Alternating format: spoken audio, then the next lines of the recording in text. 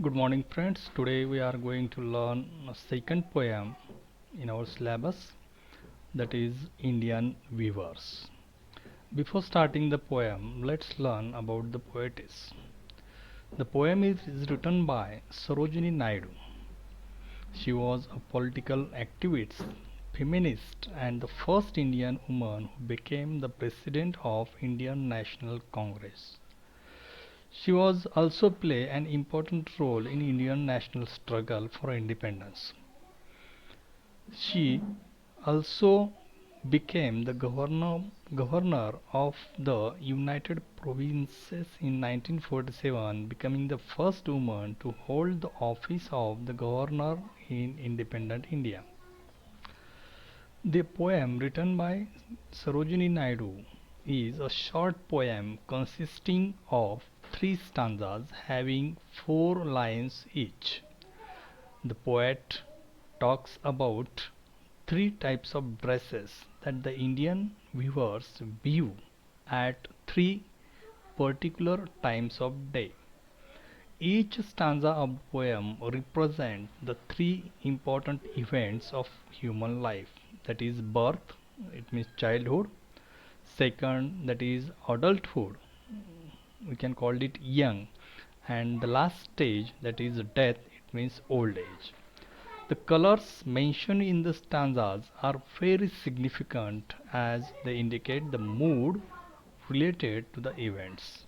So that is the information about the poem and the poetess of the poem. Now let's learn the poem.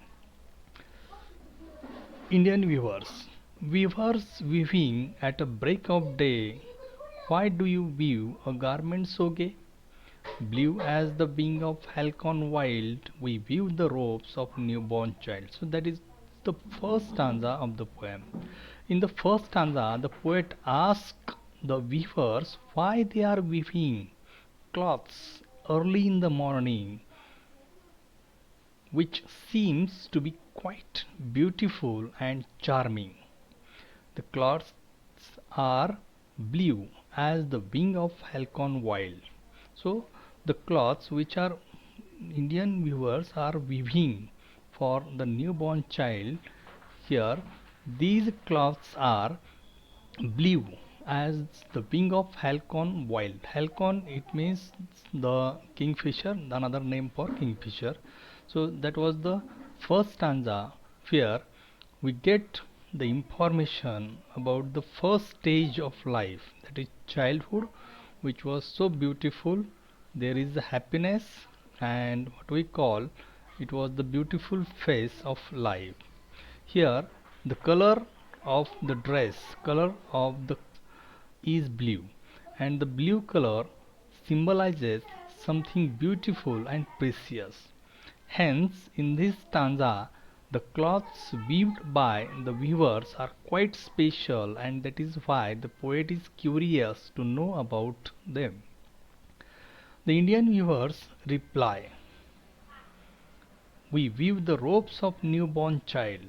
That is, they are weaving the beautiful dress for young one who had just came to the world. In this stanza, a number of images are also used by the poetess to describe the human life. For example, break of day, garment so gay, blue as the halcyon wild. So these are the different images which are used by the poetess. This stage is full of happiness, freshness, hope, beauty, etc. There is no sorrow we find in the stage. Let's move toward the second stanza. Weavers weaving at fall of night. Why do you weave a garment so bright? Like the plums of peacock, purple and green, we weave the marriage veils of queen. In this second stanza, the poet again meets the Indian weavers, and the time is during the fall of night.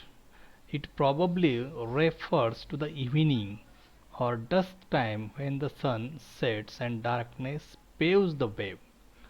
Moreover, It also the time during which most of the Indian marriages take place.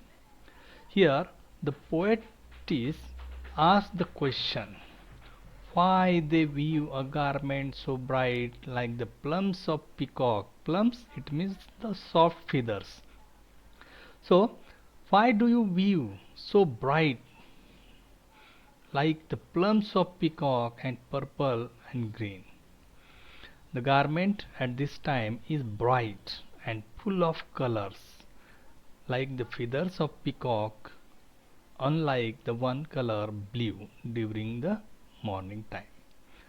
The weavers gave the reply to the question. They said they weave the marriage veils for a queen. This referring to the second, or in other words, adult stage of the life. During this stage, humans are quite active. They love each other, get married, and quest for a better and prosperous life. Here, the colors used by the poetess, that is purple and green, symbolizes sorrow, happiness, or struggle in this stage. We, in the first stanza, we see there is no dark shade in the first stage of life, that is childhood. But when we enter in the second stage of life, that is adulthood, with happiness, we have to face sorrows and we have to face so many disasters, or we have to face so many hard things in this second stage. Let's move toward the last stanza. The last stanza is like this: weavers weaving Solomon and still. What do you weave in the moonlight chill? White as a feather and white as a cloud, we weave a dead man's funeral shroud. So that is the last stanza which describes the last stage of life. As I told you, the three different stanzas describes three different stages of human life. The first stanza describes the childhood, second stanza describes the youth, and the last stanza describes the last stage of life, that is old and dead. Here, weavers weaving Solomon and still. Sarojini Naidu watched that the weavers are so silent. They are weaving, but not with enthusiasm, but with silent. They did not show any sign of happiness on their face. They are quite sorrowful, grieved, and silent. And here, after that, watching that scene, Sarojini Naidu asked them, what do you weave in the moonlight chill? And the weavers gave the reply that they are weaving a funeral shroud for the dead man. Shroud, it means that is the Indian culture that we use the cloth to wrap a dead person's body. Thus, the third and the final stage is death, which is emotionless and lifeless like a white cloud or feather. In this way, the life which begins with the life, hope, happiness, joy, that life ends with sorrow and grief. So that is the meaning we get from the poem. Finally, we can say that the present poem, Indian Weavers, sums up the life of human being on the earth in three main different stages by using the symbols like clocks and the times of the day. The journey of life begins with one color, that is blue, which means joy, happiness. It continues with the addition of number of colors, that is green, purple, which means sorrow also enter into the life of human being, and with happiness. Life is more active in this stage in comparison with the childhood. Finally, in the last stage, all the colors, that is green, purple, blue, all the colors vanish away. They disappeared and changed into the white. It means finally the single color white remains, which is emotionless. There are no happiness, there is no, what do we say, attraction in that color. When the person dies, all the emotions are also died with that person. So in this way we can criticize this poem, which is written by Sarojini Naidu.